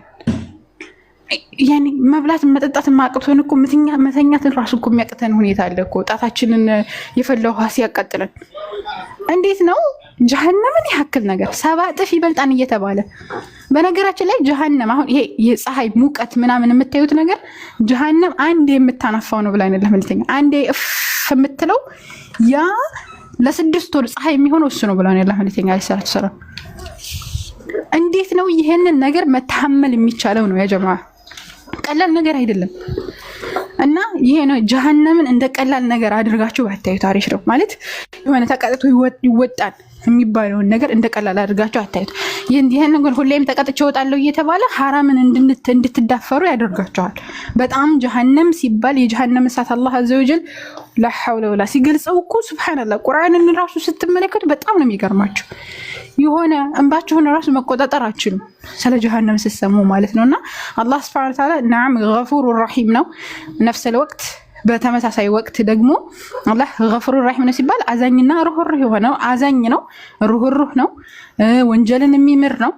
በተመሳሳይ ወቅት ደግሞ ሸዲድ ኢቃብ ቅጣት ብርቱ የሆነ አምላክ ነው አላህ Subhanahu Wa Ta'ala። ግልጽ ነው። ስለዚህ እንደ ቀላል ነገር አትዩት ማለት ነው። ይሄ ጀሃነም የሚባለው ነገር ነው። እና ራስን ማጥፋት የሚለው ላይ ራሱ ረጅም ባወራበት ደስ ይላል። እንደ ቀላል ነገር አይተው ራሴን ባጠፋ ምን ችግር አለው ብሎ ቀላል አይደለም። በነገራችን ላይ ማለት የሆነ ቦታ ላይ ድርስ ብላችሁ እንደምትመለሱት አይደለም። ዘላለም እኮ ነው የምትሞቱት። አይውላችሁ አሁን ለምሳሌ የሚገርማችሁ እንደዚህ አይነት ስሜት ሲሰማችሁ ሆስፒታል ሄዱ። እሺ ሆስፒታል ሄዱና ህይወት ምን ያክል ትፈልጓታላችሁ ብላችሁ ጠይቋቸው። በካንሰር ህመም ምን ነው በዳንኩ ምን አንድ ቀን ፀሐይን ባየሁ ብለው የሚመኙ በጣም ብዙ ሰዎች አሉ። ምናልባት እናንተ ትንሽ የምትነካችሁን የሆነች ትንሽዬ ችግር አይታችሁ ሁሉም ባያቅሙ ሊከብደው ይችላል። የማያልፍ መስሏችሁ ያንን ነገር የማያልፍ መስሏችሁ ያንን ነገር ስትመለከቱ በጣም ከባድ ሊመስል ይችላል። ነገር ግን በጣም ቀላል ሆኖ ነው የምታዩት። ሆስፒታል ሂዱና እስኪ እዩዋቸው። አንድ ቀን ምን ነው በተራመድኩ ምን ነው በተናገርኩ ተውት። ምን ነው አንድ ቀን ያለ መሳሪያ በተነፈስኩ የሚሉ ሰዎች አሉ። እናንተ በተንፈሳችሁ ራሱ ኒዓማ መሆኑን እንዴ ይሄን ይጂ ነው እንዴ ምናምን የምትሉበት ሁኔታ አለ። እስኪ አንድ ቀን ስትታመሙ እዩት። ለምሳሌ በጣም ይመማችሁ አንድ ቀን እናንተ ችግር ብላችሁ የምታስቡትን ነገር ታስታውሱታላችሁ? አታስታውሱትም። ወላሂ የሆነ ጉንፋን እንኳን ሲያመን በጣም ኃይለኛ ጉንፋን እንኳን ሲያመን እንዴት ነው ችግራችንን ሁሉ ነው የምንረሳው። አሁን ምንድነው ታዲያ ይሄ ምን ኒዓማ ላይ ሰላለን ወይም ደግሞ ይሄ በትልቅ ኒዓማ ላይ ሰላለን በትልቅ ድሎት ላይ ሰላለን ትንሿ ነገር ታበሳጫናለች። ገብታችኋል? ትንሿ ነገር ብቻ ይቺ የምታልፈዋ ነገር ማለት ነው። እዚህ ምድር ላይ እንደ ነቢያቶች ከባድን ህይወት ያሳለፈ አንድም ሰው የለም እዚህ ምድር ላይ። ነቢያቶች ረሱላህ ሰለላሁ ዐለይሂ ወሰለም መመልከት ይቻላል። በነገራችን ላይ ማለት ነው ቁርአን ላይ አምላካችን አላህ አዘወጀል ነቁሱ ዐለይከ አህሰነል ቀሰስ እያለ ወይም ምርጥ ታሪክ እንተርክልሃለን እያለ አላህ አዘወጀል ቁርአን ላይ የነቢያቶችን ታሪክ ሲያስቀምጥ ዝም ብሎ በቀላሉ አይደለም። ዝም ብለን አይተነው እንድናልፍ ወይም አንብበነው እንድናልፍ አይደለም። ከዛ እንድንማርበት ነው። እንዴት ነው ያሳለፉት? ህይወታቸው እንዴት ነበረ? ችግር ሲደርስባቸው እንዴት ሆነ? እንዴት አለፉት? የሚለውን ነገር ተምረን ከዛ ነገር ላይ እንድንወስድ ነው። ተተሻለ ነቢያቶች እንደዛ የሚፈተኑ ከሆነ እንግዲህ የአላህ ሱብሃነሁ ወተዓላ ውድ ባሮቹ ነው። እንደዛ የሚፈተኑ ከሆነ እኛ ማንን አላህ አዘ ወጀል እኮ እዚህ ምድር ላይ ያመጣል ዝም ብሎ አይደለም። ምንድን ነው የሚለው ቁርአን ላይ አምላካችን አላህ الذي خلق الموت والحياة ليبلوكم أيكم أحسن عملا የተኛው ስራ አማረ መሆኑ የሱረኛው ሰው ስራ አማረ መሆኑ ሊፈትናችሁ ሞትና ህይወትን ፈጠረ ነው የሚለው። የተፈጠርነው ራሱ ለፈተና ነው። አላህ Subhanahu Wa Ta'ala ወለነብሉወነኩም ነው የሚለው። ፈትናችኋለሁ ቢሸይኢን ባንዳችን ነገር ሚነል ኸውፊ ወልጁዕ በፍርሃት ሊሆን ይችላል፣ በረሃብ ሊሆን ይችላል። ፈትናችኋለሁ አለ። መጨረሻ ላይ ምንድነው? ወበሽሪ ሳቢሪን ታጋሾችን አብስራቸው በገነት ይበሰራሉ እነዚህ ሰዎች። ሲጀመር ድል ከትዕግስት ጋር ነው። እነ ማዕሉ ስሪ ስራ ያለ አምላካችን አለ ይገልጻል። ከችግር ጋር ምቾት አለ፣ ከችግር ጋር በእርግጥ ምቾት አለ። አረጋግጦ ያስቀምጣል። ችግር ሳይዘው የሚያልፍ ሰው ያ ሰውዬ እየተንቀሳቀሰ ይኸውላችሁ ራሳችሁ ችግር ውስጥ ካልሆናችሁ ማለት ነው በኒዓማ ላይ መሆናችሁን ያኔ እያወቃችሁ ካልሆነ አላህ Subhanahu Wa Ta'ala ሲጀመር የሚወደውን ሰው ነው የሚፈትነው። ፈተና ከበዛባችሁ አላህ ወዷቸዋል። ግልጽ ነው። ፈተና የማይፈተን ሰው ሲጀመር እየተንቀሳቀሰ አይደለም ማለት ነው። ራሳችሁን ፈትሹ። ፈተና ከበዛባችሁ አላህ Subhanahu Wa Ta'ala ወዷቸዋል። ስለዚህ ምንድነው ማድረግ ያለባችሁ? መታገስ። አላህ Subhanahu Wa Ta'ala ሙሲባችሁ ላይ ትዕግስት እንዲሰጣችሁ መለመን አላህ Subhanahu Wa Ta'ala ያላችሁን ኒዓማ እንድታመሰግኑ ወደ እርሱ በነገራችን ላይ ማለት ነው አላህ የሚፈትናል እሱን ስንረሳ ነው። ገብቶሻል? እንዴት ነው አንዳንድ ጊዜ ህመም ሲለን ወደ እርሱ እንመለሳለን፣ እንለምናለን፣ ያ ረቢ ያድነን እንላለን። አንዳንዴ እሱን ስንረሳ ነው አላህ የሚፈትነን። ስለዚህ ወደ እሱ መመለስ መለመን። አላህ Subhanahu Wa Ta'ala ዱዓን ያለው ለምኑኝ ያለው ሊቀበለን ነው። ገብቶሻል? ስለዚህ አላህ Subhanahu Wa Ta'ala መለመን፣ ወደ አላህ Subhanahu Wa Ta'ala መመለስ። የወንጀላችን ብዛትም ሊሆን ይችላል እንደዚህ እያጨናነቀን ያለው ትንሽ የሆነ ነገር እንደ ከባድ ነገር አድርጎ የሚስልብን ለዛ ነው።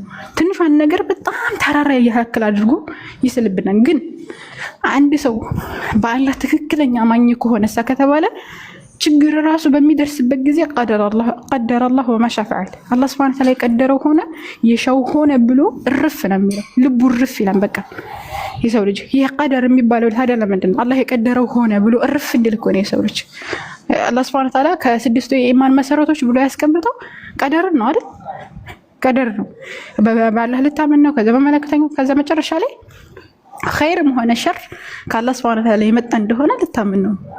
ማንኛውም ችግር ሲደርስባችሁ ያን ነገር ከስተጀርባው መልካም ነገር አለው። ለዛም እኮ ነው አምላካችን አሳ አንተ ተክረሁ ሸይእን አንድ ነገር እናንተ ልትጣሉ ትችላላችሁ ወህወ ኸይሩ ለኩም አንድ ነገር ደግሞ እናንተ ልትወዱ ትችላላችሁ ወህወ ሸሩ ለኩም ለእናንተ ግን ሸር ሊሆን ይችላል ያን ነገር ግልጽ ነው። ነገር ግን መጨረሻው ማን ነው የሚያውቀው? ወላሁ ያዕለሙ ወአንቱም ለተዕለሙ አላህ Subhanahu Wa Ta'ala ያውቃል፣ እናንተ ግን አታውቁም። ስለዚህ የሚመጣላችሁን በዚህ ከችግር በኋላ የሚመጣውን ደስታ ስለማትገነዘቡ ሰራ በጣም ደስተኛ ሆናችሁ ነው የምትኖሩት ማለት ነው። እሺ አውሩ። እሺ ባች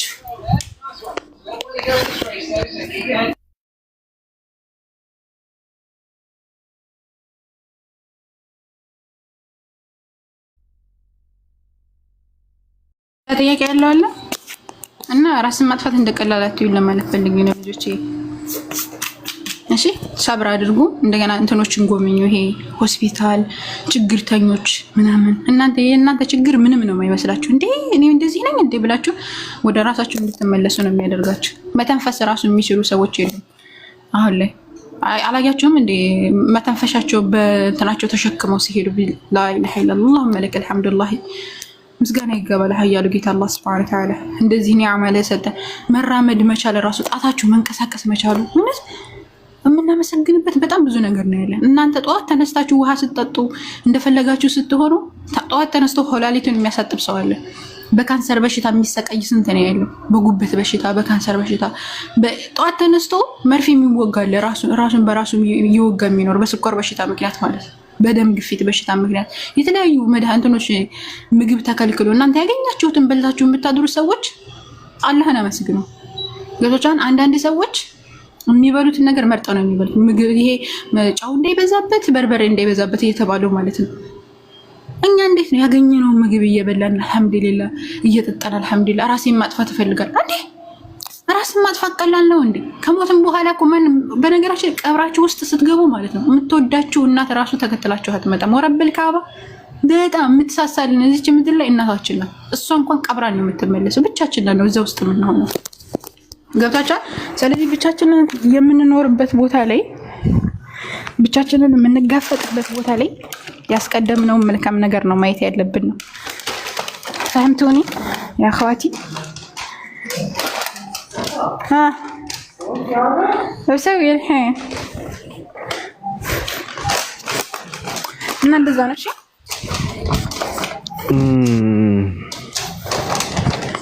አዘበዘብኩባችሁ። አይ አሪፍ ነው፣ ጠቃሚ ነገር ነው ስታወሪ የነበረው ቅድስት ዛህራ፣ ጥሩ ነገር ነው። አላበላሽብሽም እንጂ የሆነ ነገር ልል ነበረ። ሀሊማ እንዴት ነሽ? አይ በል ቅር እያለህም ነገር አይ ቅር አይለኝም። ለምን ቅር ይለኛል ብለሽ ኢትዮጵያ ሀበሻ ግን ራሴን አጠፋለሁ እኔ ቢለኝ እኔ ደግፈዋለሁ። እኔ ራሱ እኔ ብተባበረው ራሱ ደስታዬ ነበረ። ሀሊማ እንዴት ነሽ? እንዴት ናችሁ? ሰላም ነው? ደህና ነኝ አልሐምዱሊላህ። የራስ አጥፊዎች እንትን ነሽ፣ አቀንቃኝ ነሽ፣ ደጋፊ ነሽ? አይ መደገፍ ሳይሆን እኔ ራሴ ስለምፈልገው። ራስን ማጥፋት? ለምን? አይ ፈለኩት እኮ። ለምን? እንዴ መኖር ካስጠላኝስ? ምክንያት አለ ታዲያ። መኖሩን የሚያስጠላሽ እኮ ምክንያት አለ እኮ። መኖር ደስ አይልም፣ ለዛ ነው። በነገርሽ ላይ እንደዚህ አይነት ነገር ሰዎች በቀልድ ነው የሚጀምሩት። የሚገርምሽ ነገር ራስን ማጥፋት የሚባለው ነገር ገባሽ? የሰማሽ ነው። አንዳንድ ሰዎች በኖርማል ነገር ነው ውስጣቸውን የሚያለማምዱትና የሆነ ሰዓት ላይ ደግሞ ሳያስቡት ተግባራዊ ያደርጉታል። ገብቶሻል? ስለዚህ መኖር አያስጠላም። ራሴን አጠፋለሁ የሚሉ ሰዎች፣ ራሳቸውን የሚያጠፉ ሰዎች ደካማ ሰዎች ናቸው። አንደኛ ነገር አንቺን እያልኩ አይደለም፣ ግን የአእምሮ ድህነት ያለባቸው ሰዎችና ኑሮን ማሸነፍ ያቃታቸው ደካማ ሰዎች ናቸው። ገብቶሻል አባባሌ? ገዳም መግባት የሚባል ነገር እኮ አለ እኮ። አሁን ኦርቶዶክስ ቤተክርስቲያን ያቋቋመችው አዲስ መፍትሄ ሰዎች ራሳቸውን እንዳያጠፉ ገዳም መግባት ጽድቅ ነው ምናምን ብላ ገዳም ገብተው ህይወታቸውን እዛ ያሳልፋሉ። ወጣትነታቸው ምንም ትርጉም የለም ገዳም መግባት ማለት። ለምሳሌ አሁን ገዳም የሚገቡ ሰዎች የቤት ኪራይ መክፈል ያቃታቸው ሰዎች ናቸው። ኑሮ ማሸነፍ ያቃታቸው ሰዎች ናቸው። ከፍቅረኛ ጋር ተጣልተው የተናደዱ ሰዎች ናቸው። እንደዛ አይነት ነገር ነው። በጣም ሰነፍ ሰዎች ማለት ነው። ስለዚህ ራስን ማጥፋት የሚባለው ነገር አማራጭ ሊሆን አይችልም። ሃይማኖትሽ ግን ምንድን ነው? ሀሊማ ሙስሊም ነሽ አይደል? ሙስሊም ነኝ። ሙስሊም ነሽ። እንግዲህ አይቻልም ተብለሻል። እኔ የፈጠርኳትን እንትን ለምንድን ነው አንቺ የምታጠፊያት እየተባልሽ ነው። ያ አይቻልም ስለማይቻል እኮ ነው ታዲያ፣ እንጂ ቢቻል ኖሮ እኮ አሪፍ ነበር። አድርገሽዋል እኮ ታዲያ። በነገርሽ ላይ እኔ ስለማይቻል እንጂ አድርገው ነበረ ካለ አንድ ሰው በቃ አደረገው ማለት ነው። ገብቶሻል? ስላልቻልሽ እንጂ አድርገሽዋል። አንቺ በአንቺ ፍላጎትና ሀሳብ አድርገሽዋል። አዎ፣ ግን አሁን የሆነ ነገር ማድረግ ፈልገህ ለምሳሌ ፈጣሪ የማይወደው ነገር አለ። እሱን ነገር አንተ ማድረግ ፈልገህ ፈጣሪ እንደማይወደው ስታቅ ደግሞ ትተዋለህ አይደለም? ፈጣሪ እንደማይፈቅድ ስለምታቅ ፍላጎት ኑሮ ብቻ ፈጣሪ ይቀየመኛል ወይም ይቆጣኛል በማለት ትተዋለህ አይደለም? የውስጥ ፍላጎት ካለ አሁን ፍላጎት በመጀመሪያ በነገርሽ ላይ ከተግባር በፊት የልብ ፍላጎት ይቀድማል። በመጀመሪያ ሰው በልብ ፍላጎት ይረካል፣ ከምንም ነገር በፊት ከተግባር በፊት ማለት ነው። ስለዚህ ሰው በልብ ፍላጎት ከረካ እኔ እንዳደረገው ነው የማውቀው። እኔ የምረዳው እንደዛ ነው። በልብ ፍላጎት ይረካል ሰው። ስለዚህ ራሴን አጠፋለሁ ብሎ ልቡ ካረካ አንድ ሰው እንዳደረገው ነው የሚቆጠረው። እኔ እንደዛ ነው የማስበው። የቀረ ነገር የለም። የከለከለሽ ነገር ምንድነው? አይቻልም ስለተባልሽ ነው።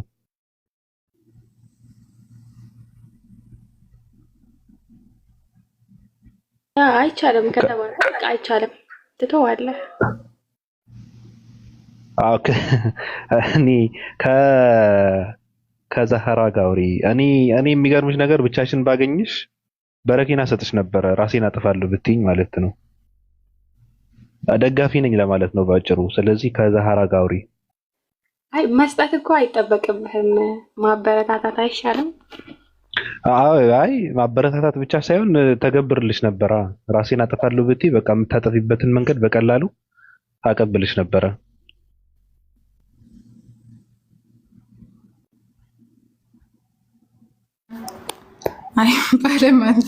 አይባልም ግን ባቢሎን አላህ ይህዲክ። እሺ ቀጥይ። እሺ ሐሊማዬ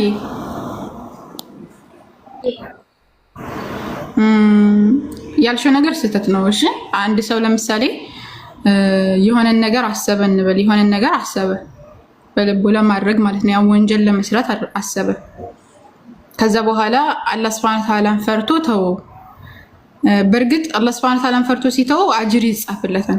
ግን አሁን አንቺ እያደረግሽ ያለሽው ግን ከወንጀልም በላይ ሊሆን ይችላል። ምክንያቱም ኦሬዲ የሆነ ነገር ለማድረግ አስበሽ አላህ Subhanahu Wa Ta'ala ፈርተሽ ምናምን መተውሽ አሪፍ ሆኖ እያለ ነገር ግን አሁን አንቺ እንትን እያደረግሽ ነው። ባይቻል ኖሮ አደርገው ነበር የሚለው ነገር ራሱ ለሌሎቹ ፊትና እንደሆነ ነው እየሆነ ያለው ማለት ነው። ገብቶሻል? ይሄ ባይቻል ኖሮ ይሄ ተስፋ መቁረጥ የሚባለው ነገር ውስጥ ገብቶሻል? ተስፋ መቁረጥ የሚባለው ውስጥ ሙእሚን ደግሞ ተስፋ የሚቆርጥ አይደለም። ሙእሚን የአላህ መልእክተኛ ማን ነው? ኢብራሂም አለይሂ ሰላም ምን ይላሉ መሰለሽ? ضال ካልሆነ ጠማማ ካልሆነ በስተቀር በአላህ እዝነት ተስፋ የሚቆርጥ ማንም የለም ይላሉ። አንድ ሰው ጠማማ ከሆነ ነው ይሄ ተስፋ መቁረጥ ውስጥ የሚገባው። ስለዚህ ይሄ ነገር ይሄ ማሰብሽ ራሱ ልክ አይደለም ማለት አንዳንድ ጊዜ እንደዚህ አይነት ነገራቶች አጋጣሚዎች ተገጥመውሽ አንዳንድ ጊዜ ሊከሰት ይችላል። ግን ሁሌ እንደዚህ የምታስቢ ከሆነ ልክ አይደለም ነው። ገብቶሻል? ተስፋ ወደ መቁረጥ ስለገባሽ ይሄ ደግሞ ሙእሚን ላይ የሚሰራ አይደለም። አሁን አንቺ ብትሞች ምን አዘጋጅተሻል ሐሊማይ? ማለቴ አሁን ሞትሽ እንበል፣ ቀብር ውስጥ ገባሽ፣ መጡ ጠየቁሽ መላእኮች። አሁን እንበል በቃ ሞተሻል እንበል፣ ሞትሽ፣ ከዛ ቀብር ውስጥ ገባሽ።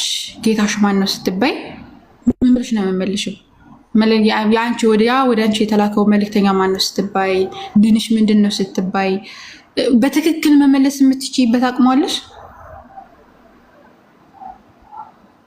አቅሟለሽ? ይዛ አዘጋጅተሽለት አለ ቀጣዩ ዓለም ምን አዘጋጅተሽ ነው?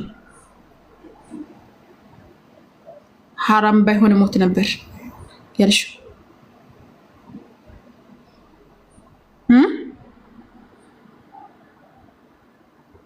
ሐሊማ እኔ ምላችሁ ይቅርታ በማል ላይ ገባው። እሺ ሰላም ናችሁ? ሰላም። ሲስተራችን እንደ ጥያቄና እንደ መልስ ነው ወይስ የሆነ ታሪክ ነው? የሆነ ሐሳብ ነው? ሐሊማ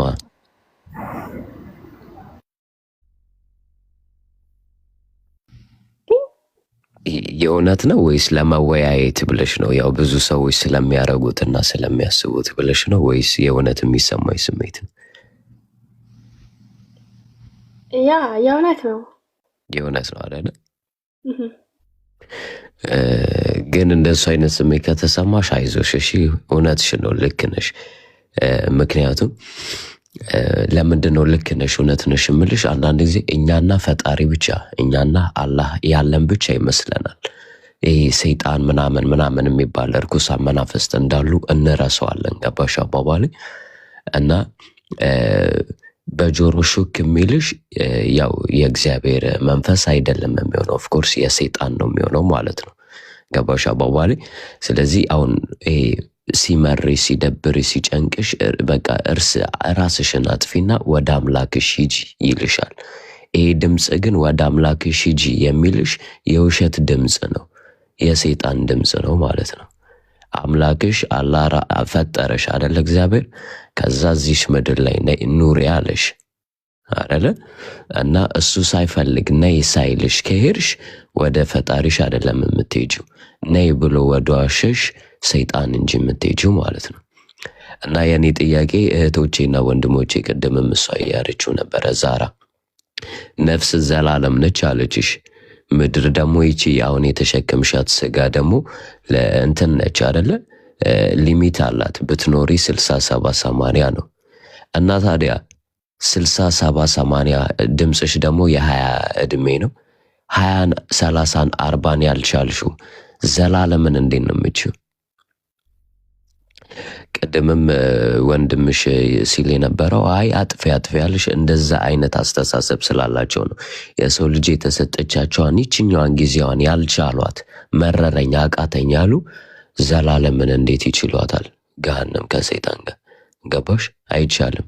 ያኔም ራሴን ላጥፋ የለም እና ምንድነው ልክ የሆንሽው ሰውነን ይደክመናል። ያለንበት የምናየው ነገር ውጣ ውረዶች፣ ፈተና፣ ማጣት፣ መቸገር ፈጣሪ እንደሚፈልገው አላህ እንደሚፈልገው ልንመላለስ እንፈልጋለን፣ ግን አይሳካልንም፣ አይሰምርልንም። ውጊያዎች አሉብን። ገባሽ? ሰይጣንም የእግዚአብሔር መንገድ እንድንከተል አይፈልግም። ደግ ሰዎች ይነሱብናል፣ ብዙ አይነት ነገሮች እና ይህ ሀሳብ ይመጣልሻል እና ሀሳብም በመልካም ሀሳብ ነው የምታድሽው ማለት ነው። ይህ ክፉ የሆነውን ሰይጣናዊ የሆነውን ሀሳብ በእግዚአብሔር ቃል ታድሸዋለሽ።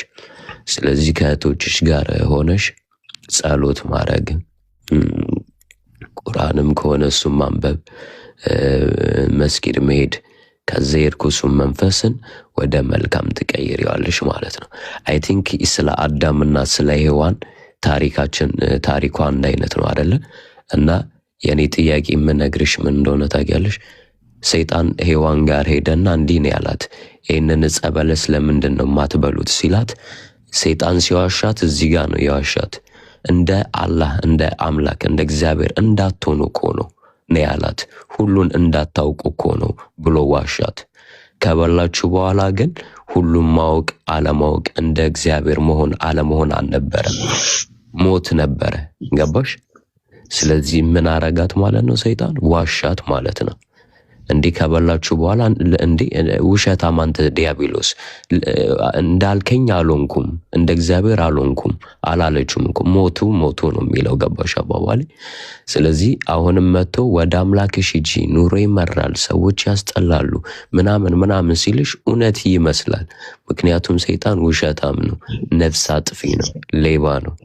ገባሽ? እና ምንድነው የተሞላሹን ነገር ወደ መልካም ቀይሪው። ብዙ አላበዛብሽም። ብዙ ሀሳቦች ሁላችንም አስበነዋል። የሆነ ጊዜ ያላሰበ ሰው ወደፊት ሊያስበው ይችላል። ኑሮ ዓለም ታስጠላለች፣ በኃጢአት በቆሻሻ በምን ግን ደግሞ የእግዚአብሔር ቃል ሰላም ያወጣናል፣ ነፃ ያወጣናልና ወደ ቤተ ክርስቲያን መስጊድ ምናምን ወደ ጓደኞች ሂጂ፣ ጸልይ፣ ይለቅሻል። አብሽር አንቺ ልጅ። ጥያቄ ያለኝ ወንድም፣ በነገራችን ላይ እሷ ኮመንት እያየ ሆነውና እንደዚህ ታደርጋለች ምናምን፣ እሱ ሌላ ነገር ነው። እሱ አንደኛ ነገር እሷን ነው የሚመለከተው። ሲቀጥል ደግሞ ሰው በድርጊቱ እንትን መደረግ የለበትም። ልጠይቅህ። ምን ጥያቄ? አንድ ሰው ወደ መስጊድ በመሄድ ይድናል ብለህ ታምናለህ?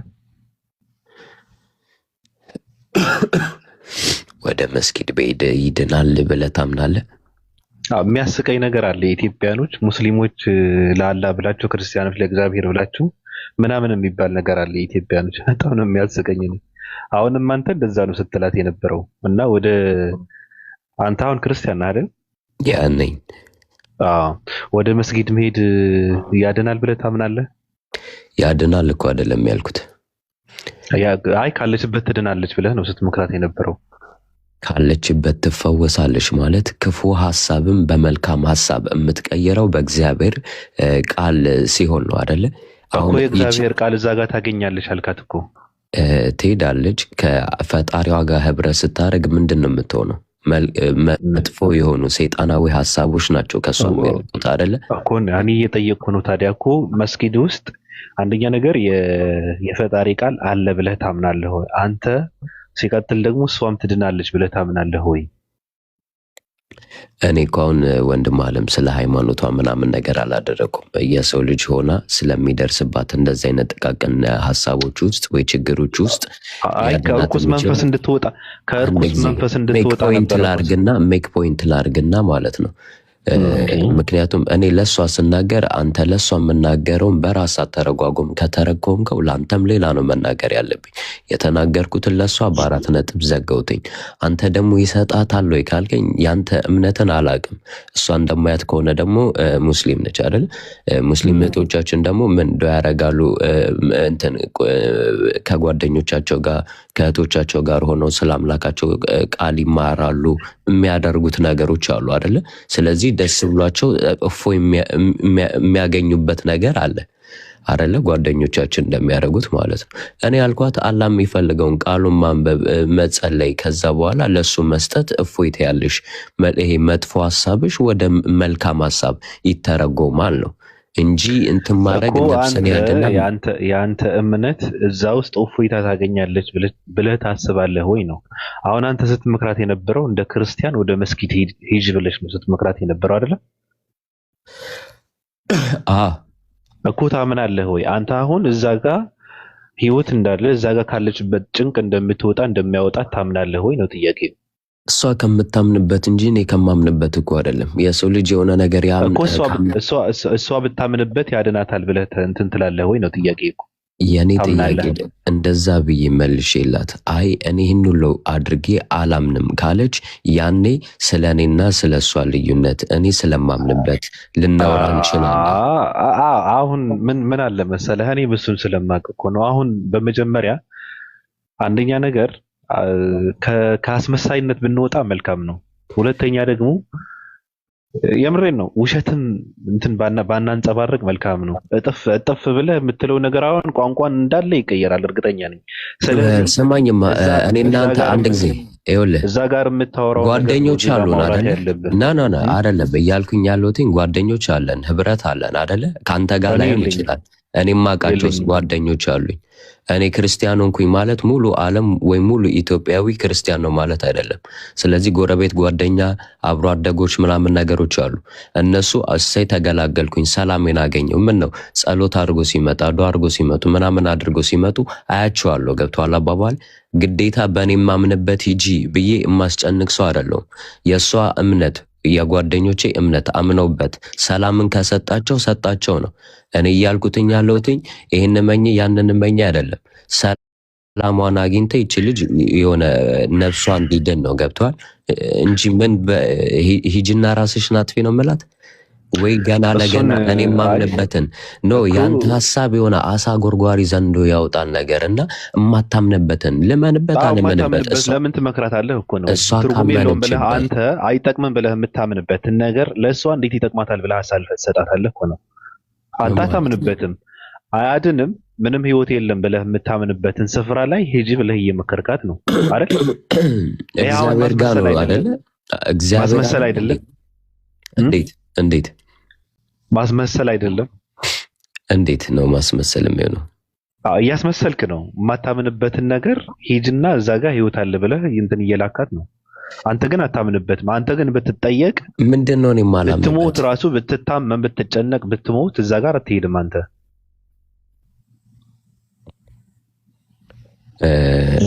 ምንድነው ማላምንበት? አንተ ምንድነህ?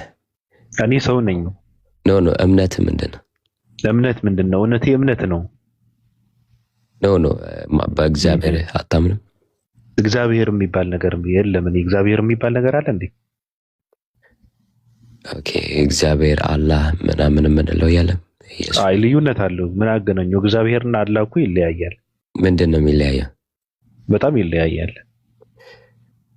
ኦኬ እሺ፣ አንተ በጣም ብዙ ትሄዳለህ ማለት ነው። ለማንኛውም እኛ እግዚአብሔር የምንለው አላህ የምንለው አንድ አይነት ነው። ገብቷል? አንድ አይነት አይደለም። ማን ያለ? ኦኬ እሺ፣ እንደዛ ከሆነ መልካም።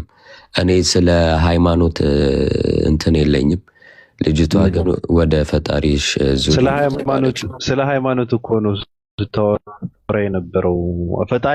ፈጣሪ አይደለም ብለህ የካድከውን አምላክ ለሷ ግን ፈጣሪ ይሆናል ብለህ እየመከርካት ነውና እኔ ለምን መሰለህ እንደዚህ የተናገርኩት? እኛ ስለ ሃይማኖት አላወራንም እኮ። ስለ ሃይማኖት ነው የምታወራው የነበረው አይደለም። ስለ ሃይማኖት ነው የምታወራው የነበረው እኮ መስጊድ ማለት እኮ የሃይማኖት ስፍራ እንጂ የመጠጥ እንትን አይደለም።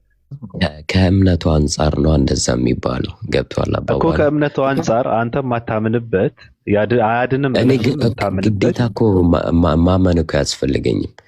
አሁን በሌላ ተዋሻለህ እንዴ? አያድንም ብለህ እኮ ነው የምታምነው። ለምን ተዋሻለህ? የት ሀገር ነው የምትኖረው? ምን አገባህ? ምን ይሰራልሃል? ምን የት እንደምኖር? አይ ለዚህ ነው ገብቷል አባባሌ። የሆነ የምትኖርበት አካባቢ አንተን ይቀርጻል። ሐኪም ቤት ስትሄድ ሐኪም ቤት የሆነ ዶክተር ይሄ መድኃኒት ያድንሃል ሲልህ አንተ እምነት ከሌለህ መድኃኒቱን ብትወስደው ምናምን ብለህ ልትፈላሰፍ ነው። ያ ሐኪም ግን ያ በሽታ በዛ መድኃኒት እንደሚድን በእርግጠኛ ስለሆነ ነው የሚሰጠኝ እንጂ ምን ታውቃለህ? ይሁን አይሁን እሱ ነው የምልህ እኮ እሱ ያውቃል። እሱ እንደዛ ብሎ ያምናል። እሱ እንደዛ ብሎ ያምናል። አንተ ግን ስታወራ የነበረው የሆነ ቦታ ላይ ብትገናኙ እሷ ጋር ከነጨራሹ የማትለውን ነገር ነው ስትል የነበረው። ገብቷል? አላህ አያድንም ብለህ ነው የምታምነው። አንተ አያድንም ብለህ ነው የምታምነው። ለዛም ነው ክርስቲያን የሆንከው። እሷ ስትመክራት ግን አላህ ማን ነው መሄድ አለብሽ ብለህ እንትን ስትላት አላህ ማን ነው ማለት አላህ አልክ አንተ። ቀደም ስትጠይቅ ደግሞ አንተ እኮ ነው ስትል የነበረው። ምን ማለት ነው? ወደ አላህ ሂድ ማለት አንተ እኮ ነው ስትል የነበረው። ጥያቄው ለአንተ ነው። አሁንም አላህ ፈጣሪ ነው። አሁን ብጠይቅህ እኔ እሷ ግድ የለህም በአንተ ምክራት ጸባይ አይደለ። አንተ ዞረ ወደ ሌላ የምትፈልገው እርሱ ልትቀጥኝ ነው። እኔ ደግሞ ስለምፈልገው አይደለም ኖ አይ ስለምትፈልገው የእናንተ አካሄድ የእናንተ ተንኮል ስለማውቀው ነው። ኦኬ ተንኮለኛ ኮንኩኛው ተንኮለኛ ነኝ። ውሸታም ነኝ። አዎ ውሸታም ነኝ። ያ አስመሳይነት አለ። ሲቀጥል ደግሞ ማታምንበትን እምነት ድህነት ይገኝበታል፣ ህይወት ይገኝበታል ብለህ ሰው መምከር የለብህም። ገብቶሃል አባባሌ? አንተን ነው መምሰል ያለብህ። ክርስቲያን ነኝ ካልክ እንደ ክርስቲያን ነው ሰው መምከር ያለብህ እንጂ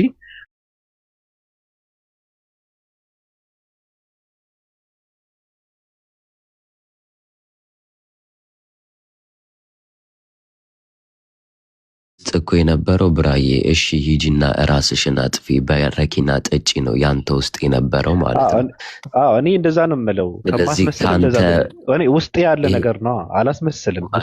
ውስጥ አንተ አጋንንታዊ ወይ ሰይጣናዊ ነገር ነው ያለው ማለት ነው።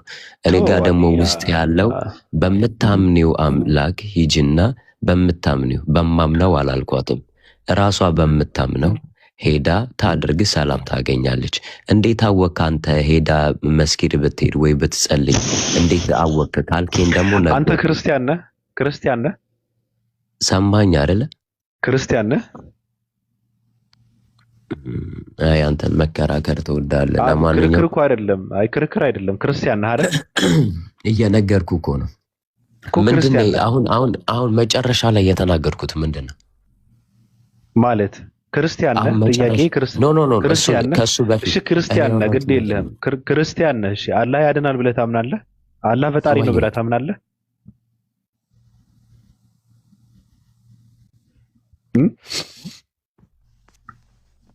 አባቴ ለማንኛውም እንደዛ ነው። ግድ የለህም። እሷን ተዋት፣ ግድ የለህም። እሷን ተዋት። አላህ ፈጣሪ ነው ብለህ ታምናለህ ወይ? ይሄኛውን እምነት ክርክር እኔ እናንተ አልጀመርነውም። እኔ እናንተ አንጨርሰው። ስለዚህ እኔ አልከራከርማ። ተከራከሩ ስለማይ የማስመሰል አንተ ውስጥ ነው ያለው። ማታምንበት እምነትና አምላክ ያድናል ብለህ ስትቆላ እዚህ ጋር ሌላ ነገር ታወራለህ። ያድናል ብለህ ሰው ትመክራለህ። ምን ይሰራላችኋል? ማስመሰል እኮ ነው። ለምን አንተን አትመስልም? እሺ ላስጨርስ፣ እንደፈለክ ተናገርና። ኧረ እኔ ጥያቄ እየመለስክ ስላልሆነ ምክንያቱም ሀሳብህ እኮ ነው። የምን ሀሳብ? ሀሳብህ ልክ አይደለም ያንተ ሰውዬ። ያንተ ሐሳብ ነው ልክ ያልሆነው። ስለዚህ ሐሳብህን አስተካክል። አንተ ስህተትህን ሰው ስህተተኛ በማድረግ አይደለም ያንተ ስህተትን የምታርመው። ገብቷል? የማታምነውን አምላክና እምነት ያድናል ብለህ ነው ስትመክራት የነበረው። ይሄ ደግሞ ውሸት ነው። አንተ ጋር ውሸት ነው።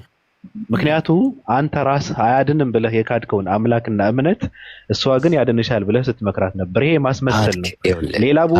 ሌላ ቦታና ስፍራ ብትገናኙ ይሄ ምክር አትደግመውም። አንተ ገብቷል? ብቻችሁን ብትገናኙ አትደግመው። ውሸት ነው። እዚህ ቤት ራሱ ሆኜ ማለት ነው ርዕስ ቢቀየር ሌላ ርዕስ ወደ ሌላ ርዕስ ብንገባ የተለያዩ ወሬዎች ልናወራ እንችላለን።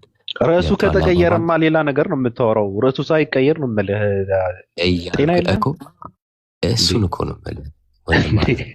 እኔም እያልኩ ያለሁት ርዕሱ ከተቀየረ ጎበዝ፣ ይኸውልህ እያልኩ ያለሁት ርዕሱ ሲቀየር ወሬያችን ይቀያየራል አይደለ? ርዕሱ ሲቀየርማ ይቀየራል። ርዕሱስ ባይቀየር ርዕሱ ሳይቀየር የሆነ ቦታ ላይ የሆነ ስፍራ ላይ ብትገናኙ ስለዚህ ከዚህ በተቃራኒ ምክር ነው የምትመክራት። እዚህ ጋር ግን ለማስመሰል ሌላ ነገር ነው ስታወራ የነበረው። ስለዚህ አንተን ነው መሆንና መምሰል ያለብህ። ክርስቲያን መምሰል አለብህ፣ መሆን አለብህ። ገብቷል? እዚህ ጋር ታስመስላለህ። ግማሽ ክርስቲያን ግማሽ ሙስሊም ትሆናለህ። ሰው ስትመክር፣ ሰው ስታወራ በቃ አላህ ያድናል፣ አምላክ አላህ እንትን አድርጊው ምናምን ብለህ እንትን ታደርጋለህ አይደል? ይሄ ልብ እንትን መጥማት የሚባል ነገር አለ። አታስመስሉ። ራስኑን ሙስሊሞች ለአላህ ብላቸው ክርስቲያኖች ለእግዚአብሔር ብላቸው ምናምን የሚባለው ነገር አይሰራም። ትክክል አይደለም። ለአላህ ተብሎ ለእግዚአብሔር ተብሎ እኮ ማንም እኮ ምንም አላደረገም እኮ። ማስመሰል አለማስመሰል እኮ አይደለም። ኧረ ጥግ ድረስ ማስመሰል ነው እንዴ? ኖ አይደለም። አንተ አሁን ምን አይነት ማህበር ውስጥ ነው ያደግከው? ማለት የሆኑ ምን አይነት ማህበረሰብ ውስጥ ነው ያደግከው? እኔ ምንም ማህበር የለኝም። ከማንንም ጋር ማህበር አላደርግም፣ ህብረት አላደርግም።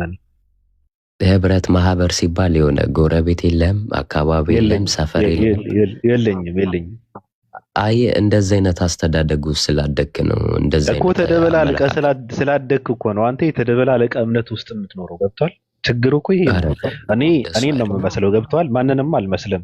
ህብረት እንኳን ባደርግ እኔን መስዬ ነው ህብረት የማደርገው። ጎረቤት ቢኖረኝ እኔን መስዬ ነው ጎረቤት መሆነው እንጂ እሱን እየመሰልኩ አይደለም። ገብቷል አባባሌ?